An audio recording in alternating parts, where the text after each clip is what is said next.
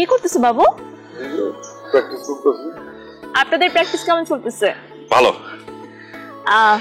ভাইয়ারা তো অমলেট খাইছে, তোমার জন্য স্পেশালি 2টা হাফ বার্গার নিয়ে আসছি সিদ্ধ করে। এটা খাইলে অনেক এনার্জি পাওয়া যায়। হ্যাঁ নাও। আপনি কোনো চিন্তা করেন না, আমার দাদাগর যে এনার্জি উড়ায় ফেলবে। আমারও তোমার দাদার উপর অনেক বিশ্বাস, এনার্জি দিয়ে উড়ায় একদম আমাকে বিয়ে করে নিয়ে যাবে। আব্বা আসতেছে,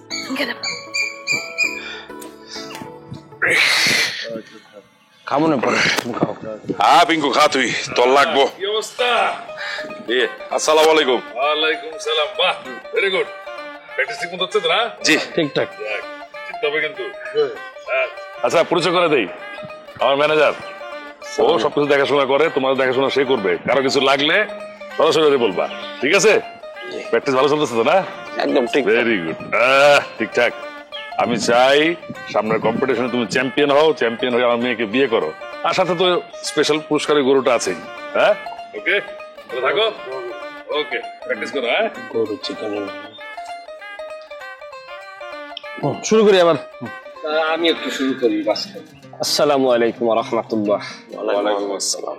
আমার নাম সাদ্দাম, আমি এই বাড়িতে সর্বক্ষণিক দেখাশোনার দায়িত্বে আছি। ধরেন এক প্রকার কর্তৃপক্ষ বলতে পারেন বাড়ির।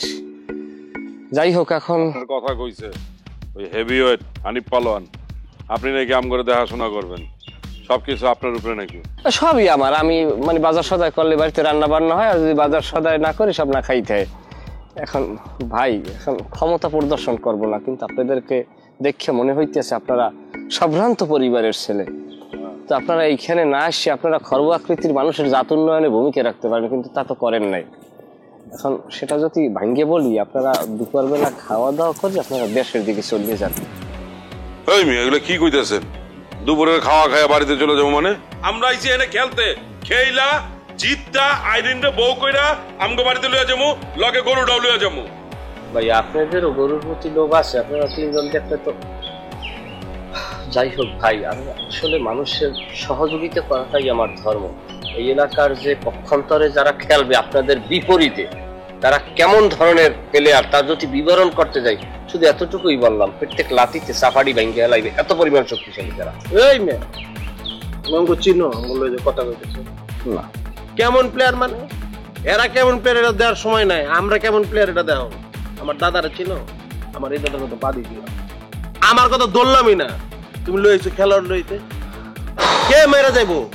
উল্টা মায়ের খাইন থেকে যাইবো। ওরে ভাই, তোর ভাই আপনার আমি কেমনে বুঝাই ভাই, এই বাড়িতে যারা খেলোয়াড় হয়ে ঢোকে মুদ্রার হয়ে বাইরেই যায় ভাই। আমি শুধু এই বর্ণনাটা দিলাম,